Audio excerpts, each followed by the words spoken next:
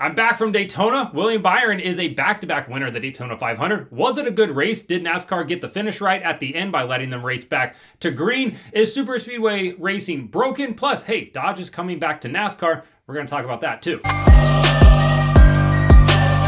Welcome back to Break Hard. I'm Matt. Like I said, got back from Daytona on Monday. I work a professional job. I know that seems to surprise a lot of people, but until Break Hard pays me as much as that does, I'm going to have to keep working my professional job for now. So that took priority. Finally getting around to recapping the race here. Phenomenal weekend down in Daytona. Shout out to everybody that came up and said hello. That means so much to me. I really like talking to every single person. A lot of industry people, which was really nice to see, coming up and being like, hey, you're doing a good job.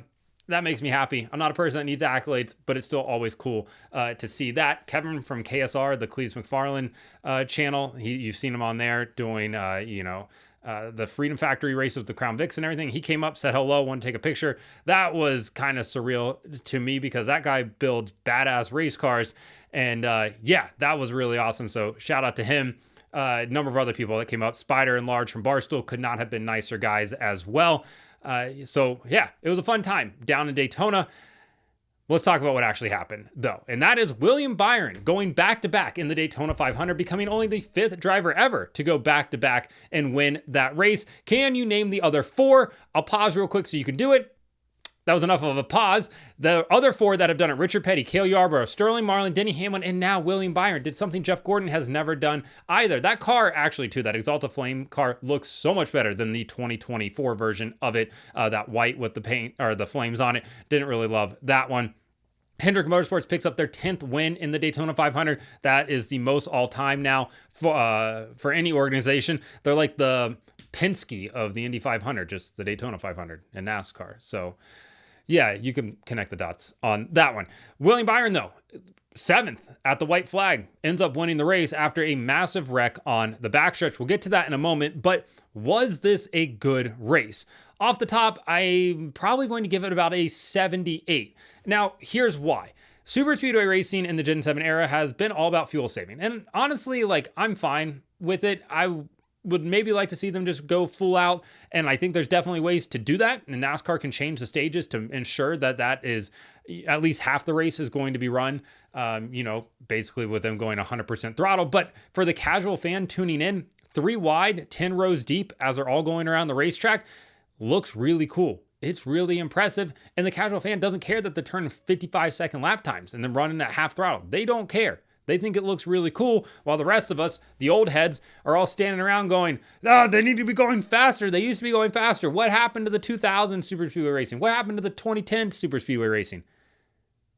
Yeah, it's not happening right now, which is kind of a bummer, but also this is just another iteration of it, right? Like the same way that tandem drafting was another iteration, this will be an iteration, and then there's going to be something that comes after this as well. We'll have to wait and see sort of what that's going to be, but for now, this is what we have. And yeah, the fuel saving side of it kind of sucks. And then at the end of the race, you just have every driver basically going all Marvin Heemeyer and just plowing their way through anybody in front of them, just trying to get to victory lane. So we were almost treated to an all-time battle in this race. And no, I'm not talking about Bubba Wallace and Ryan Blaney battling out for the win there, or even the RCR teammates. I'm talking about Kyle Busch and Joey Logano going at it once again, because a younger Kyle Busch would have absolutely sent Joey Logano right out of the corner, right out of that racetrack, down to Cape Canaveral and into orbit with one of those SpaceX rockets, because Logano was blocking him and Kyle gave him 2 passes, and I don't know if he was going to give him a third one on that. A younger Kyle Busch would have been like, bye, and just absolutely shipped him. Didn't. That's maturity. We like to see growth like that, but I think even an older Kyle Busch would still get fed up if it had happened again. Logano had the fastest car in this race. Hands down, had the fastest car. Win stage 1. Looks like he's going to go out there and dominate this race. Got the Joseph Newgarden paint scheme on it. Newgarden went back-to-back in the Indy 500. Everything works out for him, right? He's Homelander. Everything's going to work out for him. He's just going to get his way. Saw him on pit road. Slightly taller than I expected. He's probably about 6 foot, maybe 6'1", somewhere in there. I'm 6'5", so he's kind of in the eyesight a little bit. Didn't expect that, but whatever. I'm sure he's a nice guy. So Logano's out there. seemingly going to dominate this race. The Penske cars looked incredibly strong, a lot like we saw the ThorSport trucks on Friday night. Looked super strong, and the RCR on Saturday night. Certain teams really nailed it this weekend.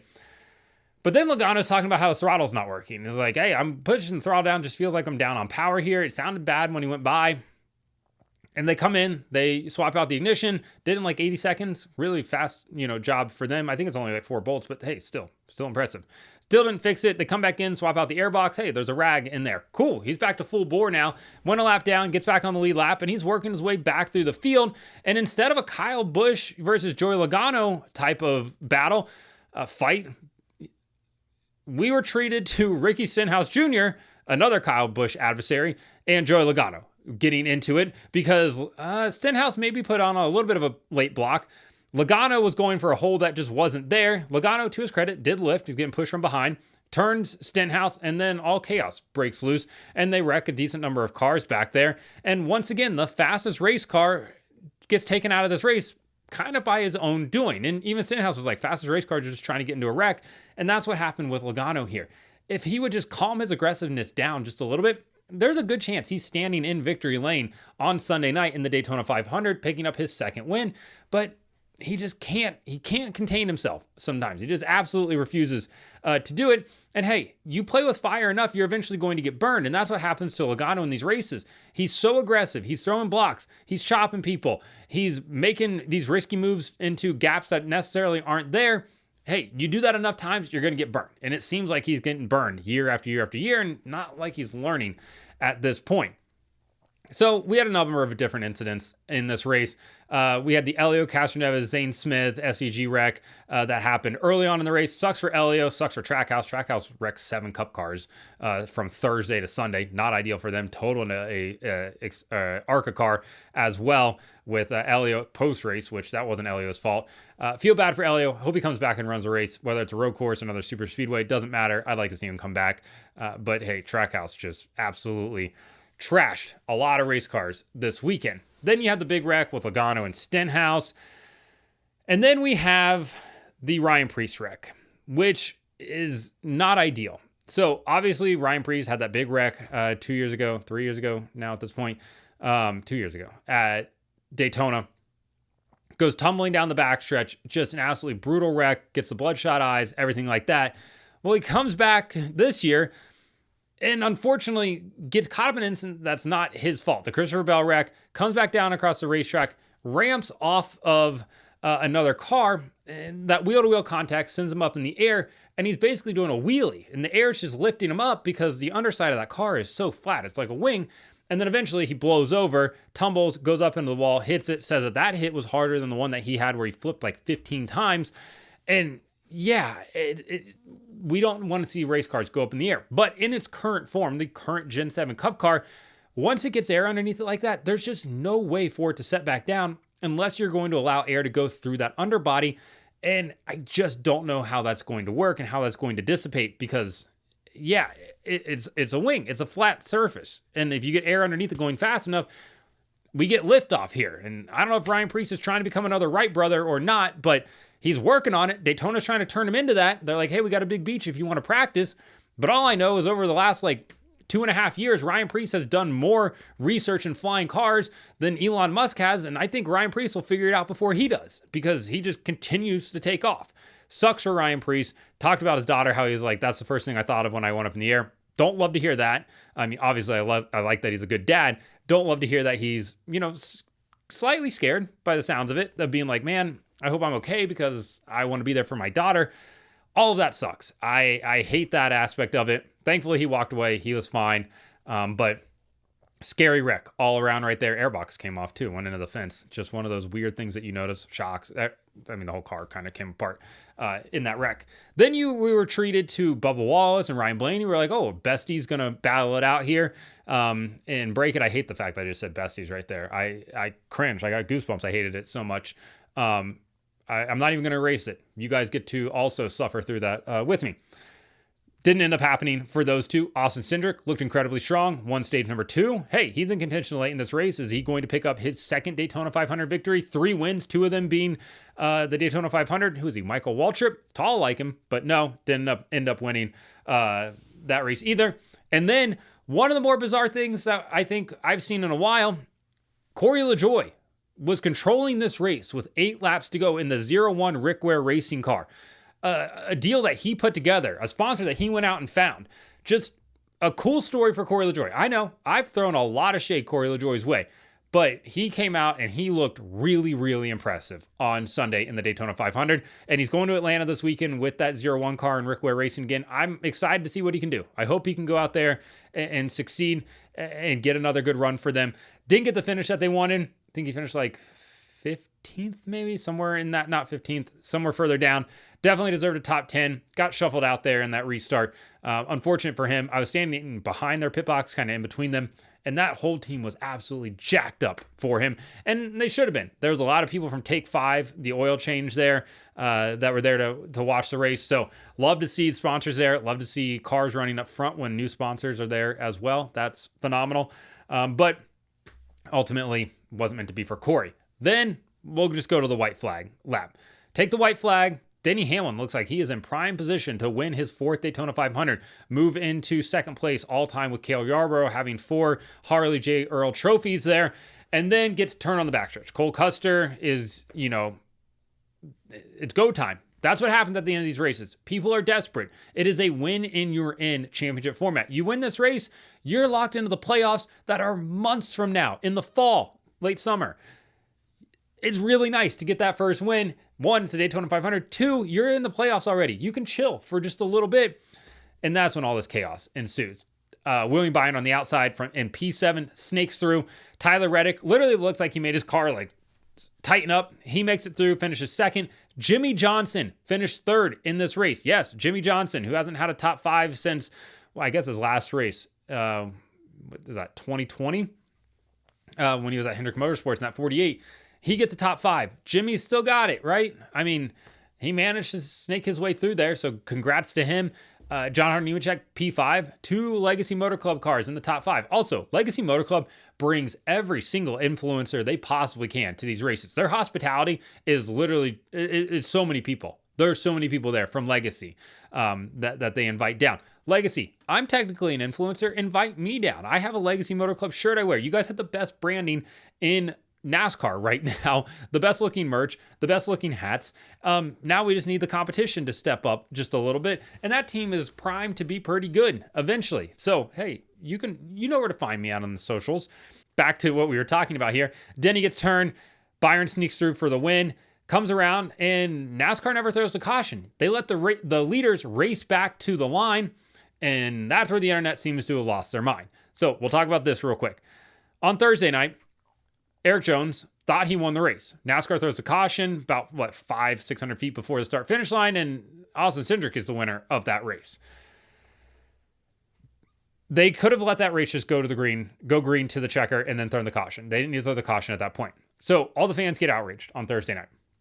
Flash forward to Sunday, we have a wreck on the backstretch. Decent wreck. Definitely some hard-ish hits there. NASCAR decides to let them race from basically turn 3 all the way to the start-finish line, and then put the caution out once the leaders have reached the start-finish line.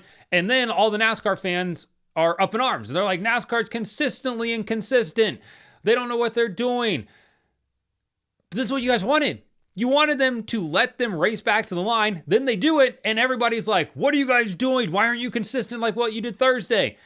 So Bob Bacher said that NASCAR let the leaders race back to the line because once the leaders went through, they were able to dispatch safety vehicles to the wrecked race cars. And then when the leaders passed the start-finish line and took the checker flag, they put out the caution at that point. Perfectly reasonable explanation. And this is what's always going to happen. It's always going to be a judgment call in these situations, because if you have a Ryan Preece-like wreck, you have to throw the caution because you definitely need your safety workers to get out there. If you have a wreck like what we had on Sunday, did it warrant a caution? I mean, in years past, we've seen a caution for it, but it's kind of one of those in-between calls there. I'm fine with them racing back to the line. I would have been fine with them throwing a caution too, because again, it's a pretty big wreck. It kind of goes either way. I'm not going to get up in arms about it because even if the caution does come out, William Byron's still your winner. So it's not like we were treated anything different. They just let him race back to the line like it was 2007.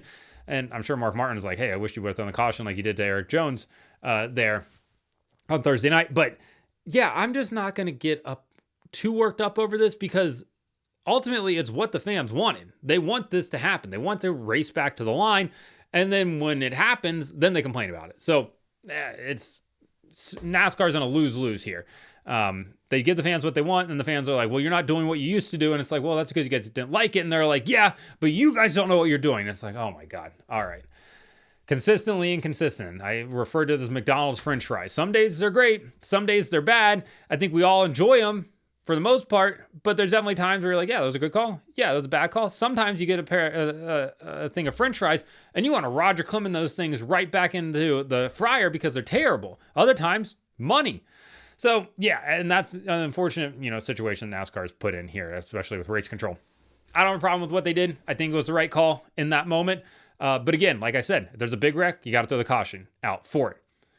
And then the last thing real quick, did William Byron potentially maybe run into the wall post race on purpose?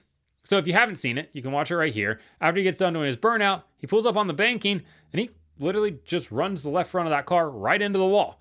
Definitely could have turned down if he wanted to, bounces it off the wall. Slightly suspicious. Not sure if anything's going to come of it, but definitely something to watch going forward, especially after Parker got disqualified and Landon Castles on Twitter being like, hey, post race, run your car into the wall. Can't tech a wreck race car. He's not wrong. He's not wrong. So overall, really enjoyed the Daytona 500. Super speedway racer right now is just plowing through people, but this is kind of just this iteration of it. And like I said, it'll change again eventually. I definitely think there's some things NASCAR could do now, not even tweaking the package, but just tweaking sort of the layout of the race and the stages that could make this better. So we'll see if that happens going forward. But for now, it kind of is what it is. William Byron, 2-time winner of the Daytona 500. All right, and real quick, let's talk about Dodge coming back to NASCAR. So if you've listened to me on TikTok or on here, I have told you multiple times, Dodge is not coming back. Stop asking for Dodge to come back. They do not have the money to come back. And then guess what? Find out on Sunday, Dodge is coming back. So catchfence.com, first one to report it.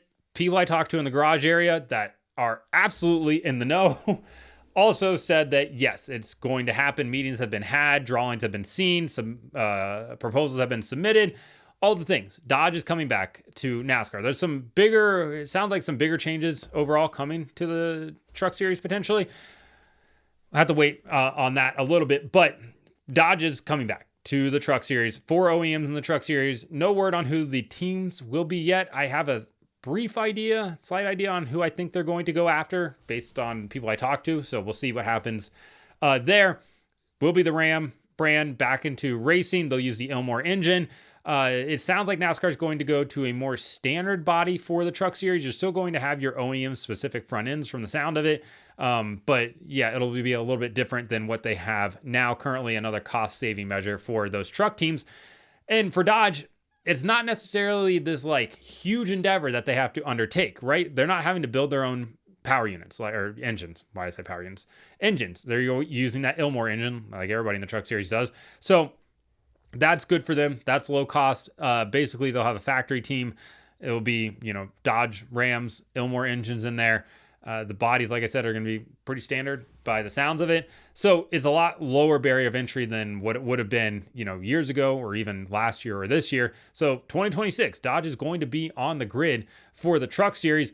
Pretty excited about that. Obviously, Brad Keselowski Racing was the last, Dodge team to race in the Truck Series.